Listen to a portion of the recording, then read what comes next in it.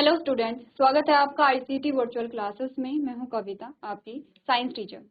उम्मीद करती हूँ आप सभी अच्छे होंगे और स्वस्थ होंगे। सो क्लास कंटिन्यू करेंगे अपना चैप्टर जिसका नाम है हाउ डू ऑर्गेनिज्म रिप्रोड्यूस, यानी कि जीवों में जनन किस प्रकार से होता है।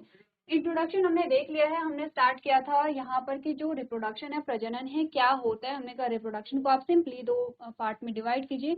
रिप्रोडक्शन को रिप्रोडक्शन, यानी री का मतलब होता है पुनः, प्रोडक्शन का मतलब होता है निर्माण या फिर उत्पादन। ठीक है, वेरिएशन हम बाद में पढ़ेंगे। तो आपने डेफिनेशन पढ़ी थी कि प्रजनन क्या है, उसमें आपने पढ़ा प्रजनन के बारे में। टाइप्स ऑफ रिप्रोडक्शन में हमने दो प्रकार हमारे पास मेनली आए हैं, ए सेक्सुअल और सेक्सुअल, यानी कि अलैंगिक जनन और लैंगिक जनन के बारे में हमने बात की है। देन हम बात कर रहे हैं यहाँ पर अलैंगिक जनन, और अलैंगिक जनन के प्रकार में सबसे पहले हमने पढ़ा है बाइनरी फिजन। जो फिजन होता है वो दो प्रकार का होता है। बाइनरी फिजन हमने कहा अमीबा में है और पैरामीशियम में है। इसके अलावा मल्टीपल फिजन जो होता है वो प्लाज्मोडियम में है। क्या डिफरेंस होता है दोनों में, ये आप लोग समझते हैं क्योंकि हमने प्रीवियस लेक्चर में इसे डिस्कस कर लिया है। नेक्स्ट हम बात कर रहे हैं रीजनरेशन एंड फ्रेगमेंटेशन की। हमने कहा जो रीजनरेशन एंड फ्रेगमेंटेशन की प्रोसेस है वो प्लेनेरिया में होता है, हाइड्रा में होता है। दो एग्जाम्पल हमने देखे और हमने कहा कि क्या क्या प्रोसेस होती है, किस प्रकार से होती है, उसके बारे में हमने प्रीवियस लेक्चर में बात की है। इसी के साथ हमने कहा स्पोर फॉर्मेशन होता है जो कि फंगस में देखने को मिलता है। तो ये सारे आपके पास आ रहे हैं अलैंगिक जनन के प्रकार। इसके बाद हमने बात की थी वेजिटेटिव प्रोपेगेशन की, यानी कि कायिक प्रवर्धन की। कायिक प्रवर्धन भी अलैंगिक जनन का प्रकार है जो कि प्लांट्स में मिलता है। अभी तक हमने प्लांट्स की बात कर ली है, हमने एनिमल्स की भी बात कर ली है। हमने कहा अलैंगिक जनन में हो क्या रहा है कि जो जीव है वो सिंपली एक से दो भागों में विभाजित हो जा रहे हैं। उनकी जो बॉडी है, जैसे कि आपने अमीबा की अगर हम बात करें तो हमने कहा कि जो बॉडी पार्ट्स है वो क्या है, वो एक से दो भागों में विभाजित हो गए हैं। ये एक से दो सेल का वहाँ पे निर्माण हुआ है। जैसे कि हमने कहा कि अगर हम बर्डिंग की बात करें तो हमने हाइड्रा को लिया था। ठीक है, चलिए बर्डिंग की अगर बात की जाए तो बर्डिंग हाइड्रा में होता है। इसी के साथ हाइड्रा में हमने कहा रीजनरेशन एंड फ्रेगमेंटेशन होता है। यहाँ पे भी सिंपली हमने यही देखा कि एक जो यहाँ पे क्या था, हाइड्रा था, वो दो भागों में विभाजित हो जाता है। ठीक है, तो अभी तक आप सिंपल यही चीजें पढ़ रहे थे। अगर हम वेजिटेटिव प्रोपेगेशन में पढ़े तो हमने कहा बॉडी के किसी भी पार्ट से यहाँ पर नए पौधे का फॉर्मेशन हो जा रहा है। और हमने कहा वो कौन से पार्ट होंगे, हमने कहा जो कायिक भाग होते हैं, वेजिटेटिव पार्ट्स जो होते हैं, जिसमें आप रूट्स, स्टेम और लीफ के बारे में बात करते हैं। यहाँ तक की बातें इजी थी। ठीक है, यहाँ तक हमने सारी चीजें पढ़ ली थी। हम बात कर रहे थे सेक्सुअल रिप्रोडक्शन यानी कि लैंगिक जनन के बारे में। लैंगिक जनन के बारे में पढ़ते हैं और कुछ फीचर्स हमने यहाँ पर देखे थे। आपको होमवर्क में दिया गया था कि आपको लैंगिक जनन के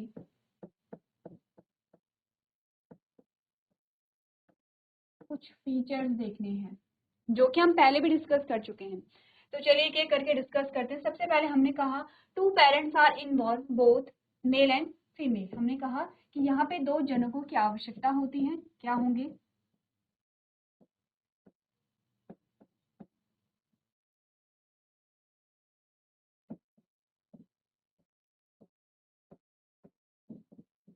दो जनकों की आवश्यकता होती है। और वो दो जनक क्या होंगे, एक तो मेल होगा और एक फीमेल होती है। पहला जो पॉइंट है वो क्लियर है कि यहाँ पे दो पेरेंट या दो जनकों की आवश्यकता होती है। दूसरा है कि gamete formation and fertilisation takes place, कि यहाँ पर युग्मक निर्माण और निषेचन की प्रक्रिया होगी। क्या बोला गया है, ये जो पॉइंट है इसका पॉइंट यहाँ पर है कि युग्मक निर्माण व निषेचन होगा। ठीक है, यही हमने बोला था। थर्ड जो पॉइंट है वो है full process is slow and lengthy, कि जो पूरी प्रोसेस है वो कैसी है, स्लो है, धीमी है, और कैसी है, लंबी चलने वाली प्रोसेस है। अगर हम बात करें अलैंगिक जनन में सिंपल सी चीज हो रही थी कि जो यहाँ पर अमीबा है वो धीरे धीरे स्ट्रेच हो रहा था। एक्चुअली में वो क्या करता है, वहां पर जो भी मटेरियल है वो डबल होता है, न्यूक्लियस डिवाइड करेगा, साइटोप्लाज्म डिवाइड करेगा और दो सेल बन जाएंगे। लेकिन अगर यहाँ की बात करें तो पहले तो गैमीट का ही फॉर्मेशन हो रहा है। फिर गैमीट क्या होंगे, परिपक्व होंगे, मेच्योर होंगे। फिर गैमीट का फ्यूजन होगा और फ्यूजन के बाद यहाँ पे अलग अलग आपके पास स्टेजेस आते हैं जिसे हम डेवलपमेंटल स्टेजेस कहते हैं। तब जाके यहाँ पर एक नए जीव का निर्माण होता है। तो इस प्रकार से हमने कहा ये जो पूरी प्रोसेस है स्लो है, आराम से चलती है और लेंथी होती है। ठीक है, variation occurs, offspring are different from parent genetically and physically. आपने बोला इस पॉइंट को आप अच्छे से समझिए। हमने कहा कि यहाँ पर क्या होगा, जो न्यूबॉर्न होगा, जो नवजात होगा, उसमें आपको क्या मिलेगी, विविधता देखने को मिलेगी। तो आपने क्या बोला कि इस वाले पॉइंट को पढ़िए। हमने कहा कि आपको विविधता मिलती है। विविधता का मतलब होता है वेरिएशन, वेरिएशन या वैरायटी।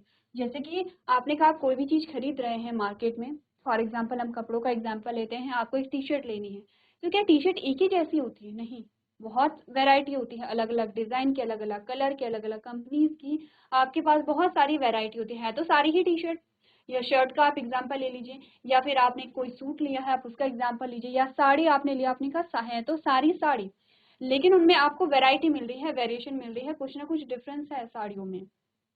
ठीक है, फैब्रिक का डिफरेंस हो सकता है, कलर का डिफरेंस हो सकता है, डिजाइन का डिफरेंस हो सकता है, ये सारे डिफरेंसेस आपको देखने को मिल रहे हैं। वैसे हमने कहा जो जीव है, जीवों में भी वेरिएशन मिल रही है। अब आपने, सिंपल सी बात है, हमने बोला कि यहाँ पे वेजिटेटिव प्रोपेगेशन था, आपने गुलाब की एक कली को काटा, उससे आपने बो दिया है, उससे एक नया गुलाब का पौधा आ गया है। अब वहां पर आपको कोई वेरिएशन देखने को मिली नहीं, वो सेम वैसा ही होगा जैसा कि क्या था, वो गुलाब का पौधा था। या फिर आपने आलू को कट किया, जो आलू में बर्ड आई थी, जो आलू में आप कहते हैं कि आलू में क्या आ गई हैं, बर्ड्स आ गई हैं। ठीक है, आपने उसे कट किया, उससे बोया, और उससे जो पौधा निकला या उसमें जो आलू लगे वो भी सिमिलर थे, सेम थे। आपने कहा अमीबा की एक सेल से दो सेल बनी है, तो वो सिमिलर थे। आपने कहा हाइड्रा में या प्लेनेरिया में क्या हो रहा है, फ्रेगमेंटेशन और रीजनरेशन हो रहा है, तो आपने कहा कि वो जब फ्रेगमेंटेशन हुआ और जब रीजनरेशन हुआ, तो वो सेम ही यहाँ पे क्या था, अपीयरेंस था, जो स्ट्रक्चर था वो सेम था, सिमिलर था, कोई यहाँ पे विविधता, कोई भी वेरिएशन आपको देखने को नहीं मिली थी। लेकिन लैंगिक जनन में आपको वेरिएशन देखने को मिल रही है। कैसे? हमने कहा जो संतति होती है वो अपने पेरेंट से अलग होती है, जेनेटिकली भी और फिजिकली भी। जेनेटिकली क्यों होगी? आप जानते हैं जेनेटिक मटेरियल जो होता है हमारा, वो ट्रांसफर होता है। ठीक है, इसी को आप इनहेरिटेंस कहते हैं। आपने एक चैप्टर पढ़ा है यहाँ पर जिसमें आपने जेनेटिक्स के बारे में पढ़ा है। ठीक है, आपने पढ़ा है जेनेटिक में कि जो यहाँ पर जो भी चीजें हैं जेनेटिक में, जो भी आपने टॉपिक पढ़े, आपने मेंडल को जेनेटिक में पढ़ा होगा, आपने मॉर्गन को पढ़ा है यहाँ पर, और अगर आपने मेंडल को पढ़ा है तो आप अच्छे से समझते हैं। हमने जो चैप्टर है हेरिडिटी एंड इवोल्यूशन, जो चैप्टर हमारा आता है, वो आपने अच्छे से डिस्कस किया है। वहां पर हम जेनेटिक मटेरियल की बात भी करते हैं, हम इनहेरिटेंस की बात करते हैं। हमने कहा कि जो जेनेटिक मटेरियल है हमारा, वो एक पीढ़ी से दूसरी पीढ़ी में ट्रांसफर होता है, और इसी को हम क्या कहते हैं, इनहेरिटेंस कहते हैं। तो एक्चुअली में ये जो सेल बनी है, जिसे हम क्या कह रहे हैं, गैमीट कह रहे हैं, तो एक्चुअली में वो हो क्या रहा है, उन गैमीट में जेनेटिक मटेरियल ही होता है जो आगे पास होगा। हमने कहा ये मेल गैमीट है, हमने कहा ये फीमेल गैमेट है। एक्चुअली में इन सेल के अंदर क्या है, जेनेटिक मटेरियल है। मेल गैमेट में मेल का जेनेटिक मटेरियल है और फीमेल गैमेट में फीमेल का जेनेटिक मटेरियल है। ये दोनों पेरेंट से, हमारे दोनों पेरेंट्स से जेनेटिक मटेरियल जब आएगा, और जब वो जेनेटिक मटेरियल क्या होता है, मिक्स होता है या फ्यूज होता है एक दूसरे के साथ, तो आपने कहा कि जब यहाँ पर एक सेल बनती है, आपने कहा फर्टिलाइजेशन के बाद जब जाइगोट बनता है, तो जाइगोट है तो एक ही सेल, सिंगल सेल है, एक सेल है, एक कोशिका है, लेकिन दोनों के जेनेटिक मटेरियल उसमें ऐड है। अब दोनों के जेनेटिक मटेरियल उसमें ऐड होंगे, तो आपने कहा कि क्या ये मेल के जैसे होगा? हमने कहा कुछ तो हो सकता है, कुछ तो कैरेक्टर हमारे मिलता है, ऐसा नहीं होगा कि हम टोटली डिफरेंट होते हैं अपने पेरेंट्स से। हमारी जो शक्ल है, हमारे जो फीचर्स हैं, हमारी जो हैबिट्स हैं, हमारी जो आदत है, हमारा बिहेवियर है, हमारा जो फिजिकल अपीयरेंस है, वो हमारे पेरेंट्स से मिलता जुलता है, लेकिन 100% नहीं मिलता है। ऐसा तो नहीं होता है कि जैसे हमारे पेरेंट्स होते वैसे ही हम दिखने में होते हैं, हमें डिफरेंस होता है। ऐसा क्यों होता है? क्योंकि हमने कहा कि आधा जेनेटिक मटेरियल तो हमारा किससे, हमारे फादर से आया है, और आधा जेनेटिक मटेरियल हमें हमारी मदर से आया है। तो हम 100% अपने फादर जैसे भी नहीं हो सकते और 100% अपनी मदर जैसे भी नहीं हो सकते हैं। हम क्या है, क्योंकि हमारे पास अलग अलग सोर्सेस है हमारे जेनेटिक मटेरियल के। ठीक है, हमारा जो जेनेटिक मटेरियल बना है वो हमारे फादर और हमारे मदर के जेनेटिक मटेरियल से बना है। अब इसमें होगा क्या? हमने कहा कुछ कैरेक्टर तो हमें देखने को मिलते हैं, जैसे आपने सुना होगा, आपको बोला जाता है कि आपकी जो नाक है वो आपके फादर जैसी है, या आपके जो फेस है या फिर आपका जो कलर है, स्किन का कलर है, वो आपकी फादर या मदर जैसा है, या आपके जो बाल हैं वो आपके किसी न किसी, या फिर ग्रैंडफादर ग्रैंड मदर से, नाना नानी दादा दादी बुआ से चाचा से आपके क्या होते हैं, जो फीचर्स है वो मिलते हैं। क्यों? क्योंकि आप लोग सब शेयर कर रहे हैं यहाँ पर जेनेटिक मटेरियल को। ठीक है, क्योंकि आप क्या करेंगे, जेनेटिक मटेरियल को शेयर करें। तो आपके जो यहाँ पे फीचर्स हैं वो किससे मिलते जुलते हैं, जिनमें आप देखते हैं कि जेनेटिक मटेरियल क्या होता है, सिमिलर होता है। आपने सुना होगा खून के रिश्ते, हमारे घर में कहते हैं। खून के रिश्ते का एक्चुअली में मतलब क्या है कि वो लोग जो जेनेटिक मटेरियल को शेयर करते हैं, जैसे कि आपका जो जेनेटिक मटेरियल है वो आप में जेनेटिक मटेरियल जो है वो आपके मदर एंड फादर से है। मदर एंड फादर में कहाँ से है, आपके दादा दादा, आपके नाना नानी से आया है। तो सेम जेनेटिक मटेरियल जो आप में है वो आपके चाचा के बच्चों में सेम तो नहीं होगा, लेकिन आपने कहा आपके चाचा के बच्चों में और आप में आप सेम जेनेटिक मटेरियल को शेयर कर रहे हैं, क्योंकि आप दोनों के ग्रैंड पेरेंट्स सेम हैं। कहीं ना कहीं ग्रैंड पेरेंट्स से जो आपके फीचर्स है वो आप में भी आते हैं, होता है ऐसा। ठीक है, हमने जेनेटिक में यही तो पढ़ा था कि जो फीचर्स ऐसा नहीं है कि पहले ही पीढ़ी में वो जो फीचर्स है वो आपको देखने को मिलते हैं। कभी कभी फीचर क्या होते हैं, स्केप कर जाते हैं, हाइड हो जाते हैं पहली जनरेशन में, और वो सेकंड जनरेशन में आते हैं। यानी कि ये पहली जनरेशन है, दूसरी है और तीसरी है। तो हो सकता है कि पहली से दूसरी में वो फीचर ना जाए, पहली से डायरेक्ट थर्ड में वो जो फीचर्स है वो आपको देखने को मिले। तो हमने क्या कहा कि यहाँ पर क्योंकि हमारा जो जेनेटिक मटेरियल का सोर्स है वो अलग अलग है। अब सेम हम वही चीज हम एग्जाम्पल में क्या लेते हैं, आपने दो अलग अलग कलर लिए, आपने उन्हें मिक्स किया और आपके पास एक अलग कलर आया है। जैसे आपने रेड कलर लिया, आपने व्हाइट कलर लिया, जब दोनों को मिक्स किया तो आपके पास पिंक कलर आता है। चलिए, तो हमने यहाँ पे क्या किया कि जब अलग अलग सोर्सेस थे तो यहाँ पर आपको नए फीचर्स देखने को मिलेंगे, क्योंकि आप कुछ तो अपने फादर जैसे होंगे, कुछ तो अपनी मदर जैसे होंगे, लेकिन जब दो कैरेक्टर मिले हैं तो एक नया कैरेक्टर आपके पास आया है। तो आप जेनेटिकली भी डिफरेंट है अपने पेरेंट्स से। क्योंकि क्यों डिफरेंट है, हमने कहा क्योंकि ऐसा तो नहीं है कि जो पूरा 100% जेनेटिक मटेरियल है वो फादर से या मदर से आया है, दोनों से 50-50 में आया है, तो आप जेनेटिकली भी अलग है, आप फिजिकली भी अलग हैं। कभी देखा है कि यहाँ पे टू कॉपी आपने देखी होगी कि कोई सेम अपने मदर या फादर जैसा दिखता है? नहीं, हम दिखने में कुछ कुछ तो फीचर्स हमारे मिलते हैं, लेकिन हम क्या होते हैं, दिखने में अलग होते हैं। ठीक है, तो इसीलिए कहा जाता है कि सेक्सुअल रिप्रोडक्शन में आपको क्या मिलती है, वेरिएशन देखने को मिलती है। अब हमारा जो टॉपिक हमने छोड़ा था वेरिएशन, अब हम उसे पढ़ सकते हैं, क्योंकि आपको कुछ आइडिया हो गया है वेरिएशन के बारे में, क्या होता है वेरिएशन। और अगर वेरिएशन आया तो वेरिएशन के क्या क्या हमारे पास बेनिफिट्स आते हैं और क्या क्या हमारे पास यहाँ पे ड्रॉबैक्स आते हैं, ये हम देख लेते हैं। हमने कहा variation enable better adaptation of organism in the changing environmental condition. हमने कहा कि जब वेरिएशन आता है, जब विविधता आती है, तो ये पर्यावरण में जो एडजस्ट करने में क्या करता है, सहायता करता है। इजिली आप क्या कर सकेंगे, अडेप्ट कर सकेंगे।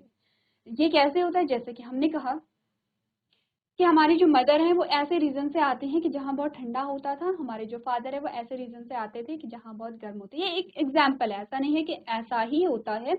आप समझिए चीजों को कि हम क्या कह रहे हैं। अब यहाँ पर जो उनकी संतति होगी उसमें ऐसे भी उनके जेनेटिक मटेरियल में उनमें ऐसे जीन्स होंगे कि वो बहुत ठंडे में भी सर्वाइव कर सकेंगे और वो नॉर्मल जो टेम्परेचर होता है उसमें भी सर्वाइव कर सकेंगे। ये क्यों हुआ, क्योंकि यहाँ पे वेरिएशन आई थी, वेराइटी आई थी। अब हम कोई प्लांट्स ले लेते हैं और कोई ऐसा प्लांट था कि जो सिर्फ गर्म जगह पे ही उगता है, वहां पर क्या हुआ, अलैंगिक जनन करवाया गया। अलैंगिक जनन यानी कि उसमें सेम फीचर उसी प्लांट के होंगे। अब उस प्लांट को जब किसी ऐसे रीजन में उगाया गया जहाँ पे बहुत ठंडा था, तो वो सरवाइव नहीं कर पाया, क्योंकि वेरिएशन ही नहीं था। क्योंकि उसके जो जीन थे वो क्या थे, एक पर्टिकुलर टेम्परेचर के लिए फिक्स थे कि इसी टेम्परेचर पर वो सरवाइव कर पाते हैं। तो कुछ ऐसा ही होता है वेरिएशन में, या वेरिएशन आती है। जैसे कि आपने कहा कि हम क्रॉप का एग्जांपल लेते हैं। क्रॉप में हमने कहा कि धीरे धीरे क्या हो रहा है कि जो नए नए जो इंसेक्ट हैं या जो फंगल डिजीज है नई नई, वो प्लांट को खराब कर रही हैं। लेकिन कुछ ऐसे पौधे हैं, कुछ ऐसी फसल है या कुछ ऐसे क्रॉप हैं कि जो इजीली सरवाइव कर पा रहे हैं। तो हमने क्या किया, दोनों के बीच में हमने क्या किया, क्रॉस करवाया और एक नई जो वेराइटी, एक नई जो नस्ल हमारे पास आई है। अब वो क्या होगी, डिजीज रेजिस्टेंस होगी, उस पर क्या है, कोई भी डिजीज नहीं लगेगी। कोई फंगल डिजीज है या कोई बैक्टीरियल डिजीज है वो नहीं लगेगी, वो सरवाइव कर पा रहे हैं। ऐसा क्यों पॉसिबल हुआ कि जब आपने अलग अलग वैरायटी के बीच में क्रॉस कराया, इट मीन्स कि यहाँ पर जो नए बीज बने हैं उनमें जो जेनेटिक मटेरियल का जो सोर्स था वो अलग अलग पौधे थे, अलग अलग प्लांट थे, सेम नहीं थे। अलग अलग पौधे, अलग अलग प्लांट का मतलब है अलग अलग वैरायटी यहाँ पर थी। ठीक है, तो यही कहा गया कि इजिली अडॉप्ट कर पाएंगे। अब धीरे धीरे आप देख रहे हैं कि हमारे क्लाइमेट में चेंज हो रहा है, हमारा जो इन्वायरमेंट है उसमें चेंज हो रहा है। आप हर चीज को देख सकते हैं, वो टेम्परेचर वो हो सकता है, ह्यूमिडिटी हो सकती है, हर एक चीज में। अब यहाँ पर क्या हुआ कि अगर वेरिएशन नहीं मिली, अगर सेम क्या है, जो यहाँ पर जो नए जो संतति बन रही है वो क्या है, एक ही इंडिविजुअल से बन रही है, तो उसमें कोई चेंज नहीं आएगा, यानी कि वो इन्वायरमेंट के लिए खुद को अडॉप्ट नहीं कर पा रहे हैं, खुद को चेंज नहीं कर पा रहे हैं। तो सबसे पहला तो हमारे पास यही बेनिफिट आता है। In this case of plants and animals they help in disease resistance. Same आपको वही बात बताई गई है जो हमने एग्जाम्पल लिया था। हमने कहा था कि इस केस में हम क्या करते हैं कि डिजीज रेजिस्टेंस कैपेसिटी को हम क्या कर सकते हैं, यहाँ पे बना सकते हैं, यानी कि रोग प्रतिरोधक जो क्षमता होती है, ठीक है, और रोगों को रोकने की जो क्षमता होती है। अब यही चीज हमने कही थी कि दो क्रॉप की वैरायटी है, दो फसल है, ए और बी। सेम चीज है, ए और बी। हमने कहा कि ए में जो डिजीज रेजिस्टेंस है, जो डिजीज, डी से डिजीज है, आर से रेजिस्टेंस कैपेसिटी है, वो हाई है, लेकिन बी में नहीं है। बी में क्या है, वो बहुत जल्दी वो फसल खराब हो जा रही थी। अब हमने क्या किया, दोनों के हमने क्रॉस करवाया, और जब हमारे पास ए बी आए, तो अब ये जो नई वैरायटी है ये अच्छे से ग्रो कर पा रही है। अब इससे क्या हुआ, इससे जो बी, जो हमारी क्रॉप थी, जो फसल थी, वो नष्ट होने से बच गई है। क्योंकि अगर ये ग्रो नहीं हो पाती तो एक टाइम ऐसा आता कि ये पूर्ण रूप से क्या हो जाती, खत्म हो जाती। तो हमने इसे बचा भी लिया है, ठीक है, और हमने और भी ज्यादा एडवांस जो यहाँ पे फीचर्स थे वो भी डेवलप कर लिए हैं। क्योंकि हमने कहा बी में जो है वो बहुत अच्छे गुण थे। अगर ये फसल हो जाती, अगर ये फसल खराब नहीं होती, तो ये बहुत अच्छा उत्पादन दे रही थी।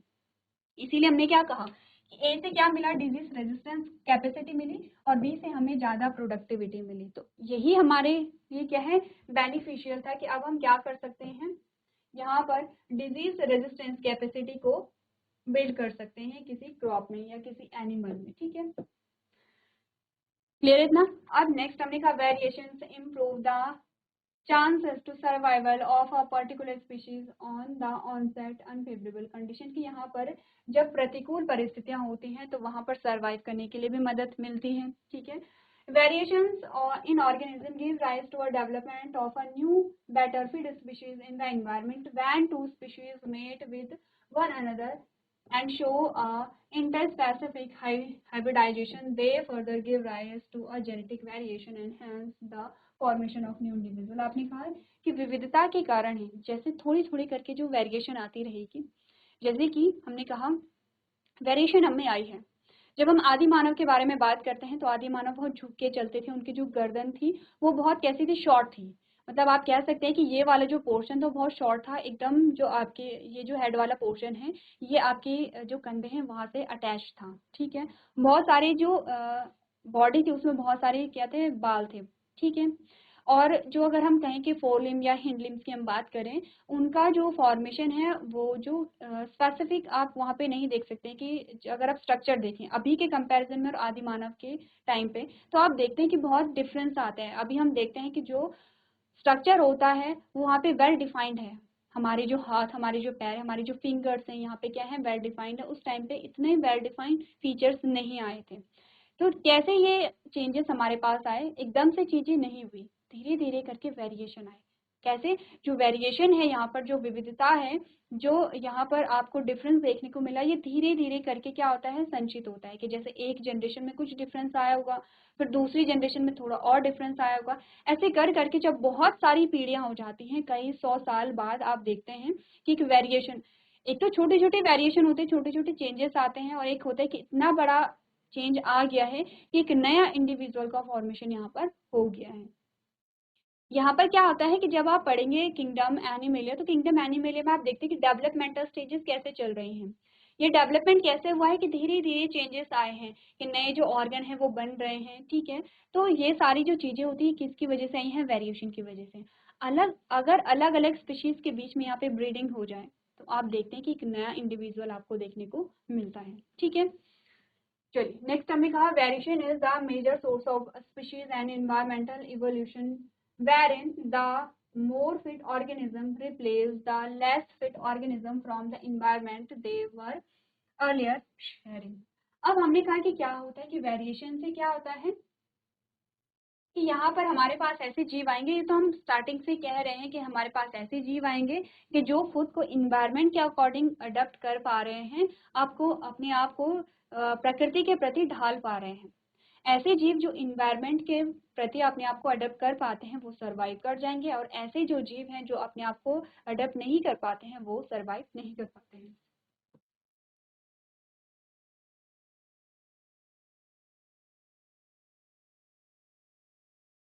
आप इस बात को आप ऐसे भी समझ सकते हैं कि हमने कहा, अभी हमने एग्जाम्पल लिया था कि एक फसल है, एक क्रॉप है, क्रॉप की वैरायटी है ए और बी, दोनों धान की वैरायटी है, ठीक है। आपने पढ़ा होगा चैप्टर में, दोनों धान की वैरायटी है। हमने कहा धान में जो ए है, अभी हमने बात की कि ये क्या है, डिजीज रेजिस्टेंस कैपेसिटी में बहुत हाई है, ये बहुत अच्छे से ग्रो कर रहा है। लेकिन बी में क्या है, बी में उत्पादन तो बहुत ठीक है, उत्पादन बहुत अच्छा होगा, लेकिन तब होगा कि जब ये जो नस्ल है इसमें जो डिजीज रेजिस्टेंस कैपेसिटी है वो ठीक ठाक हो, हाई ना भी हो तो ठीक ठाक हो। लेकिन यहाँ पर आपको ये देखने को मिल रहा है कि डिजीज रेजिस्टेंस कैपेसिटी, जो रोग प्रतिरोधक क्षमता होती है, वो इनकी क्या है, बहुत कम है। आप फसल को उगा रहे हैं और वो फसल नष्ट हो जा रही है, जैसे उस पर फली लग रही है या जैसे ही वो थोड़ा ग्रो हो रही है, फसल पूरी खराब हो जा रही है, पूरी जो पौधे हैं वो नष्ट हो जा रहे हैं, आपको कोई भी उत्पाद वहां पे नहीं मिला। धीरे धीरे करके क्या होगा, ये विलुप्त हो जाएगी। ये जो वैरायटी है, ये जो नस्ल है, ये विलुप्त हो जाएगी, क्योंकि यहाँ पर ये फाइट कर ही नहीं पा रही। अब इन्वायरमेंटल फैक्टर जो होते हैं, हमने क्या कहा कि इन्वायरमेंट के अकॉर्डिंग खुद को अडेप्ट करने का मतलब क्या है। जो इन्वायरमेंटल फैक्टर हैं उनके लिए हम यहाँ पर ये बात कर रहे हैं। इन्वायरमेंटल फैक्टर में आप बायोटिक भी होते हैं, एबायोटिक भी होता है। हम यहाँ पे अगर बायोटिक फैक्टर की बात करें, फॉर एग्जांपल हमने कहा कोई फंगल डिजीज है, यानी कि ऐसी बीमारी कि जो क्या होती है, जो एक कवक से होती है, फंगस से होती है, और वो पूरी फसल को नष्ट कर देती है। अगर इसमें ऐसी कैपेसिटी नहीं है कि वो फंगल डिजीज से लड़ सके और खुद क्या कर सके, वहां पे सरवाइव कर सके, यानी कि वो पौधे ग्रो कर सकें, तो क्या होगा, ये विलुप्त हो जाएंगे। क्योंकि एक टाइम के बाद तो फसल ग्रो ही नहीं हो रही है, आपके पास उत्पाद ही नहीं आ रहा है, और धीरे धीरे करके जो भी आपके पास जो धान के बीज बचे हैं इस नस्ल के, इस वैरायटी के, वो खत्म हो रहे हैं। तो आप कैसे बोएंगे। एक टाइम के बाद जो इस नस्ल के जो बीज है, इस नस्ल के जो धान है, वो विलुप्त हो जाएगी, क्योंकि ये सरवाइव ही नहीं कर पा रही है, इन्वायरमेंटल फैक्टर के लिए खुद को अडप्ट ही नहीं कर पा रही है।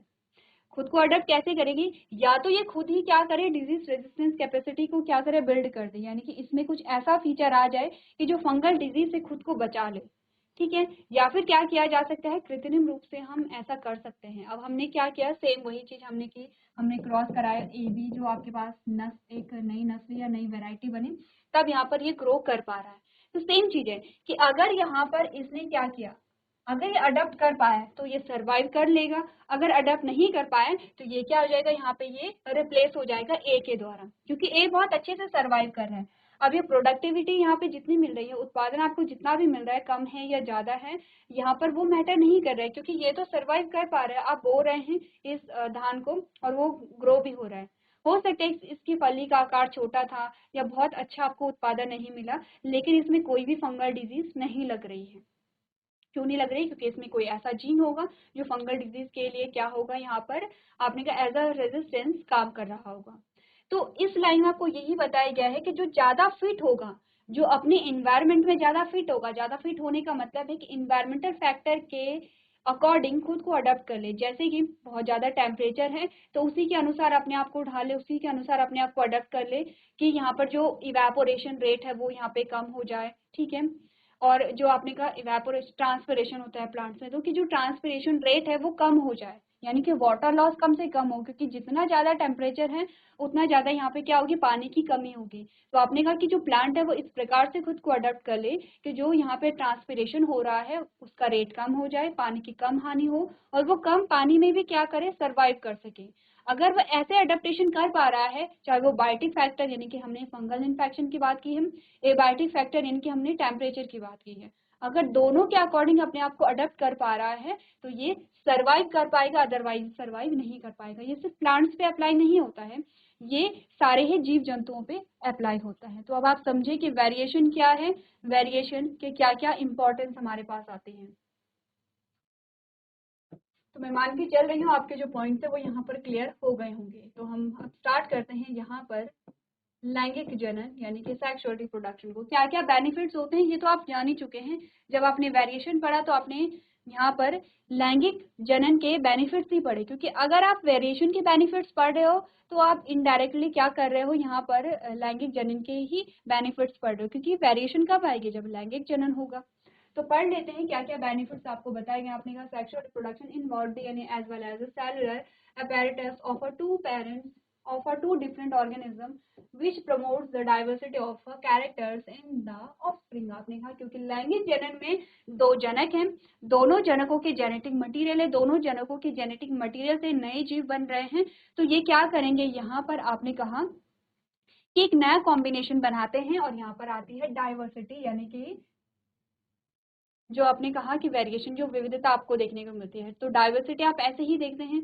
आपने कहा अगर हम प्लांट्स में देखें तो प्लांट्स में इतनी डाइवर्सिटी आपको देखने को मिलती है, अलग अलग प्रकार के पेड़ हैं, पौधे हैं, वो एक दूसरे से किसी न किसी रूप में क्या होते हैं, भिन्न होते हैं। नेक्स्ट हमने कहा since gamete are derived from two different organism it result in a new combination of a gene which increase the chances of a genetic variation. आपने कहा क्योंकि अलग अलग जेनेटिक मटेरियल के सोर्स अलग अलग हैं, तो ये क्या करेगा, नए कॉम्बिनेशन को यहाँ पर बनाएगा।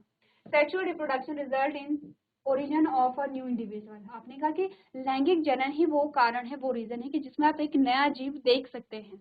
ठीक है। Sexual reproduction involve a division of a sex organ that reduce the DNA matter division in the sex organ that reduce the DNA matter to half so that the zygote formed after fusion has the same amount of DNA as the parent. It maintains DNA in a species. इस line का मतलब आप तब समझेंगे जब हम बात कर रहे होंगे कि गैमेट का फॉर्मेशन कैसे हुआ, और गैमेट का फॉर्मेशन जब हुआ है और जब जाइगोट बना है, तो हमने कहा कि पेरेंट के जेनेटिक मटेरियल में और गैमेट जो हमारे पास जो जाइगोट बना है उसके जेनेटिक मटेरियल में सिमिलैरिटी कैसे है, यानी कि जो अमाउंट है, अमाउंट में कैसे सिमिलैरिटी आई है। तो ये जो पॉइंट है इसे आप बाद में पढ़ेंगे। चलिए अब हम लिमिटेशन पढ़ लेते हैं यहाँ पर सेक्सुअल रिप्रोडक्शन की। इससे पहले आप इन पॉइंट्स को नोट कर सकते हैं।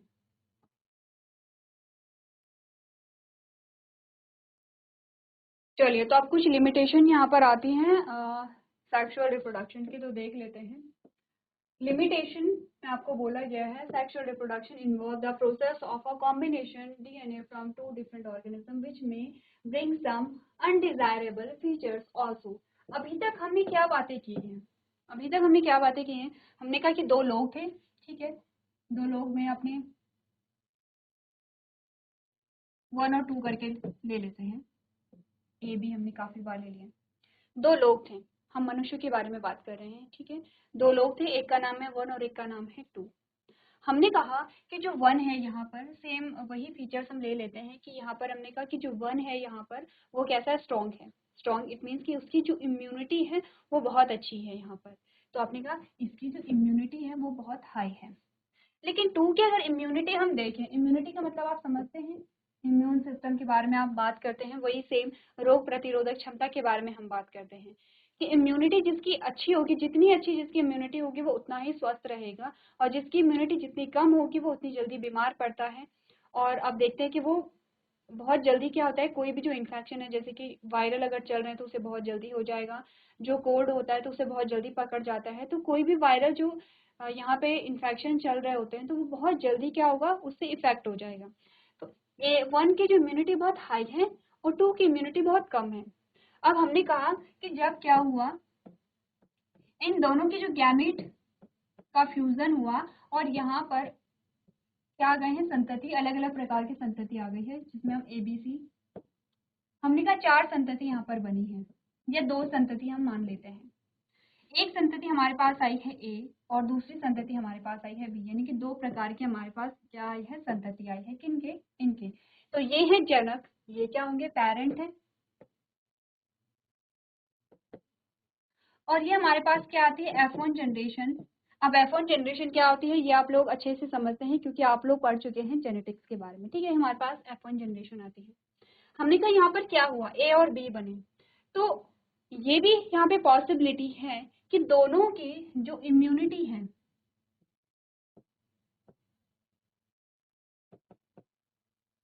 दोनों की जो इम्यूनिटी है वो कैसी है, हाई हो।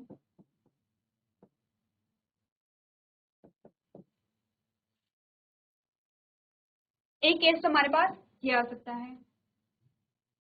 एक केस तो हमारे पास ये आ सकता है कि दोनों की जो इम्यूनिटी है वो हाई हो। तो हमने क्या कहा कि जब वेरिएशन यहाँ पर आया तो नए जीव जो है उनकी इम्यूनिटी हाई थी, लेकिन ऐसा भी तो हो सकता है कि जो दोनों की इम्यूनिटी है, ऐसा भी तो हो सकता है कि दोनों की जो इम्यूनिटी है वो क्या हो, लो हो जाए। अब यहाँ पर हमने कहा क्योंकि दोनों के जेनेटिक मटेरियल यहाँ पे इन्वॉल्व है, इसके भी हैं तो इसके भी हैं, हमने कहा चांसेस ये भी हो सकते हैं कि दोनों की इम्यूनिटी क्या है वो कम हो, दोनों की इम्यूनिटी यहाँ पर क्या हो, लो हो या डाउन हो। लेकिन हमने कहा ये भी हो सकता है कि यहाँ पर